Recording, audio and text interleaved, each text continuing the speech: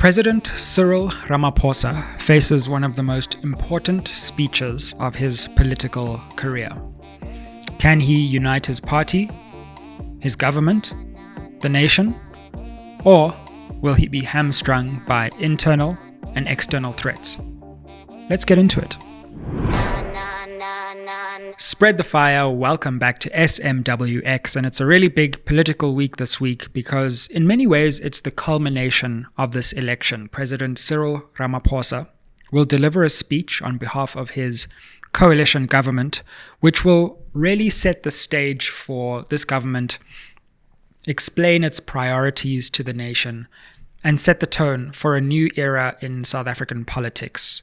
Now, of course, President Ramaphosa has delivered a SONA earlier this year, but that was under completely different political circumstances. This is his chance to confirm and reassure the nation that his coalition government means business and will deliver for the people of South Africa in a truly different way. Now, I'm going to talk about the things he needs to do in this speech and speak about some of the internal opportunities and threats within the government, and then the external ones that also flow from outside the government, because I think we're starting to see a picture forming about who will be challenging this coalition government and who will be supporting it. So let me begin by focusing on what I think the speech needs to do and what the opportunities and threats are within the speech. President Ramaphosa has a huge task on his hands. He's got an unwieldy, big coalition government of a number of different parties with opposing and in many ways irreconcilable agendas. He needs to craft a vision based on the recent cabinet lekgotla that brings together all these different sides of the government, satisfies all the different factions, and presents a unifying vision to the nation which people can get behind. All the while, he needs to make sure that this is different from what he said before, that he isn't just regurgitating the same speech that he's been giving to South Africans for the last 5 years. Now, we know that the government has just come out of its first real key strategic session where all the ministers and some premiers and other representatives of local government went to the presidential guest house in what's called the cabinet lekgotla to plan what they're going to do for this important opening of this new government. And I must say, in some ways, they were quite lucky because there were other stories breaking around this cabinet lekgotla. Like, not only did the VBS thing break, but then the President of the United States suffered an assassination attempt. So it was a good news time for the cabinet lekgotla and the coalition government. They've been in the spotlight. They were slightly out of the spotlight and they were able to just talk among themselves, really. But this really matters. What policies will this government come out with? The fact of the matter is that South Africans are impatient and the government can't continue to say that it needs to balance all these different ideologies and it needs to take time to balance them. Now, the government needs to govern. And it will be fascinating to me to see, firstly, how government, as embodied in President Cyril Ramaphosa, will distill specific priorities that will form the basis of this new government. What will government's priorities be? What will it choose to focus on and accentuate, and what will it choose to deprioritize and maybe not focus on? Every government faces those choices, and we'll have to see what this government chooses to do. Now, we've heard a few rumblings that the National Development Plan is going to be central to this government's platform. That doesn't make a lot of sense to me because the National Development Plan, firstly, just isn't working. Secondly, is not going to be achieved. And thirdly, is a roadmap that was developed in 2010 and before, which maybe doesn't have a directly relevant bearing on South Africa right now, today. In my view, quite frankly, it should be scrapped. Like, it didn't work. It didn't work out. It says we're going to halve unemployment by 2030. We're 6 years away and unemployment is much worse than it's ever been.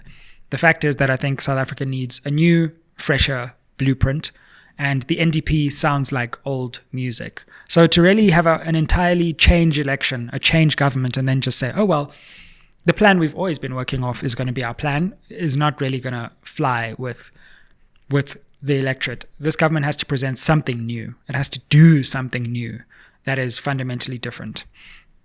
What about old policies and plans that were in place before this government? To what extent will government do and pursue that. One of them strikes me, the national health insurance. This was a key and a signature ANC policy and legislative move during this election. Now, of course, we have an ANC Minister of Health, but I watched the Parliamentary Portfolio Committee quite closely, and the ANC and the DA contradicted each other, even though they're in the same government. Minister Motsoaledi was like, NHI for days, NHI is the best thing and we need to move towards that, and the DA was like, this is unaffordable, it shouldn't happen. So what will happen with a policy and a proposal like that? How will President Ramaphosa present that to the nation so that we actually get a clear sense of where we're going?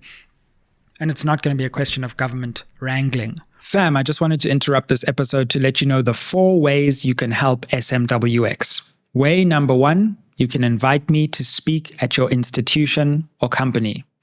Way number 2, you can advertise on this channel.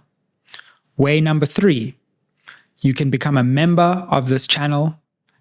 The link to the membership is down below. And number 4, you can buy merch, that's books or hoodies. Now let's get back to the episode. All our contact details are in the description box below.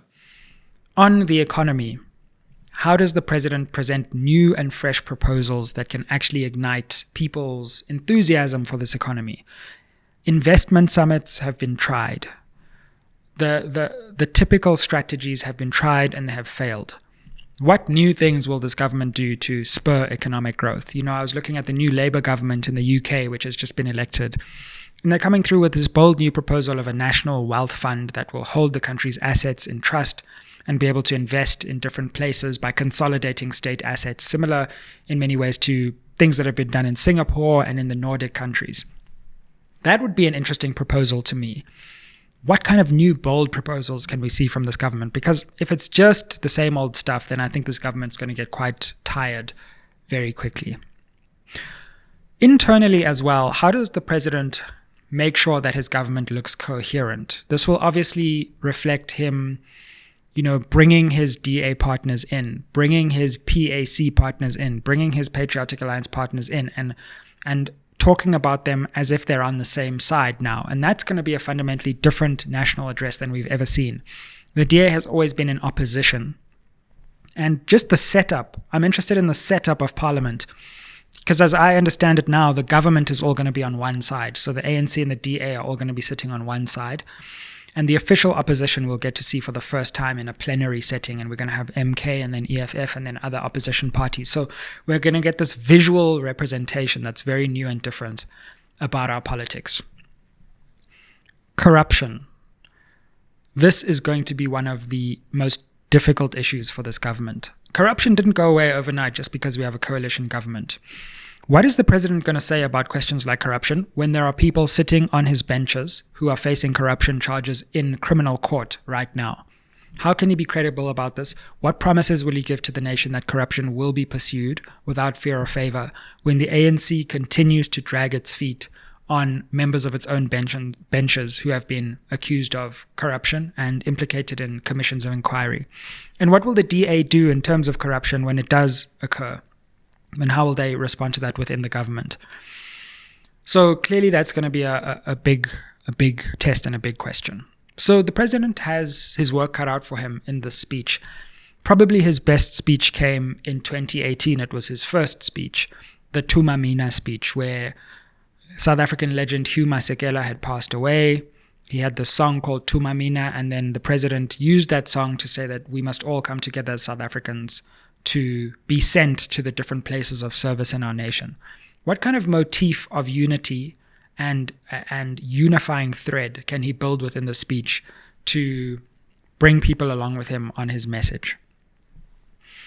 Because in addition to the important work of making his government coherent and ensuring that there aren't incessant leaks and divisions within the government, and that he presents a united front, it's clear that there are external clouds rising on the horizon. So let me go on to part 2.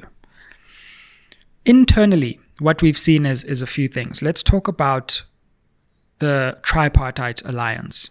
The SACP, through General Secretary Solly Mapaila, has come out swinging, criticizing the ANC's decision to go into partnership with the DA, saying that this is pursuing a neoliberal agenda. This was at a Nehau gathering recently, which is one of the key unions.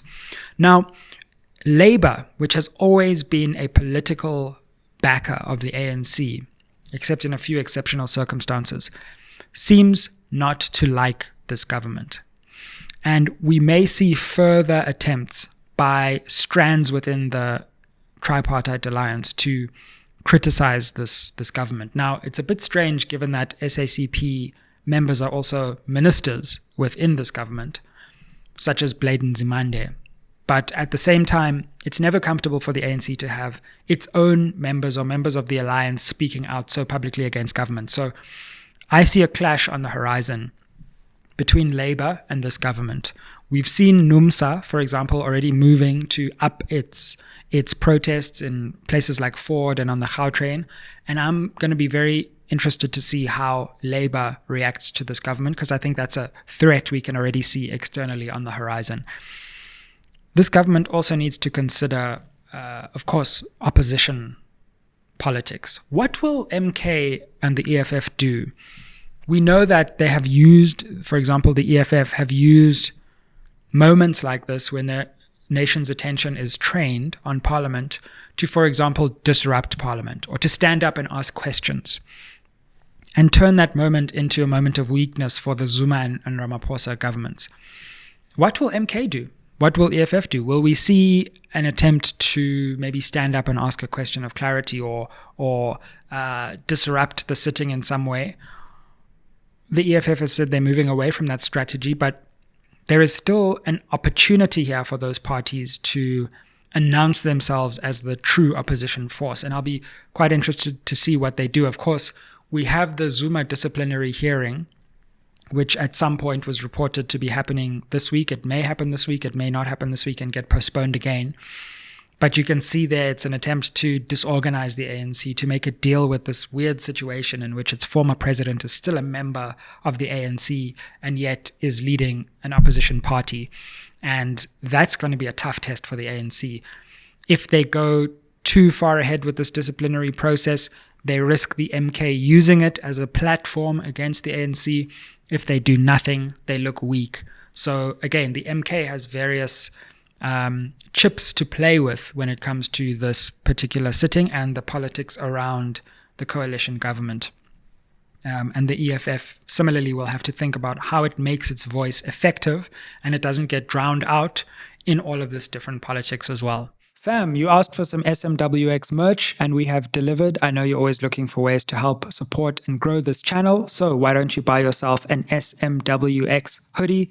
Super comfy, super warm, and you can represent SMWX.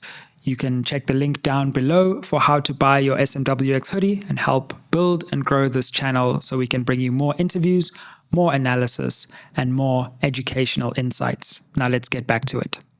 There will no doubt, and I think the GNU, quote unquote, or the coalition government has actually been quite fortunate in that there haven't been any major shocks while it's been trying to find its feet. And all the attention has either been in other places.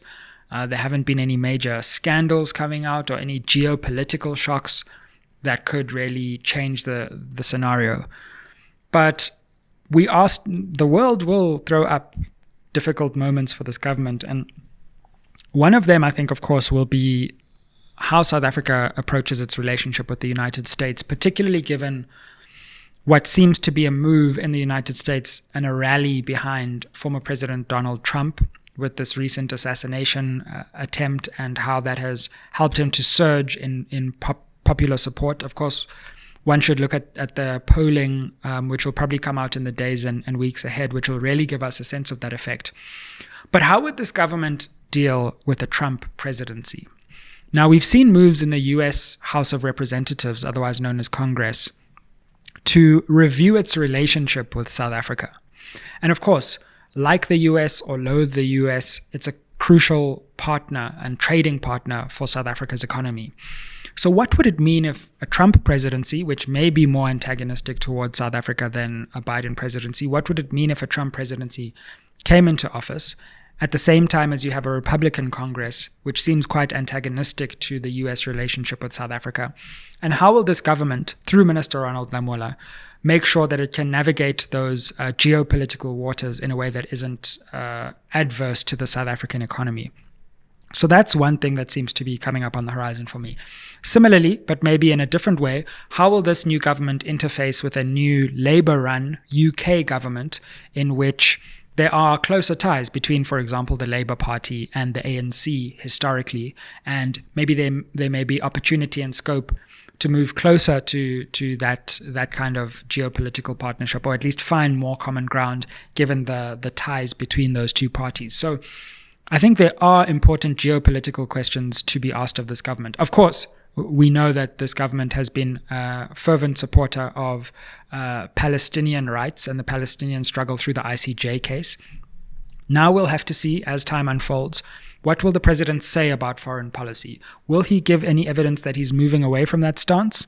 Or will there be evidence that the government is standing firm on that stance? So again, there are international and geopolitical questions to be asked. BRICS, Russia, China, the Russia-Ukraine conflict. Where will the president sit on those questions? Will we see a continuity of policy, or will we see a departure from existing policy? These are all the things that I'll be watching, in addition to the external threats that this government will have to deal with. So far, load shedding has abated. Let us all join in a moment of silence for load shedding to continue not to come back and visit us. But if it does come back and visit us, of course, that will be a big test for this government. And again, a lot of the goodwill will be squandered. And so the question of energy security in terms of policy, but also just the lived experience of South Africans, will be really important. So I'm really keen to know from you, what do you think are the big things that we should expect from the speech? What does the president have to do to reassure you that South Africa is back on track and that we are entering what Minister Gayton McKenzie calls a golden era? Or what are the threats that you see on the horizon? And are you skeptical about this government and the speech's capacity to set South Africa up on a new and more important and beneficial trajectory? Comment down below. Help us get to 200,000 subscribers by clicking that subscribe button if you're listening on a podcast platform. Make sure that you give us a positive rating, and I look forward to the debate down below in the comments. See you there. Aye.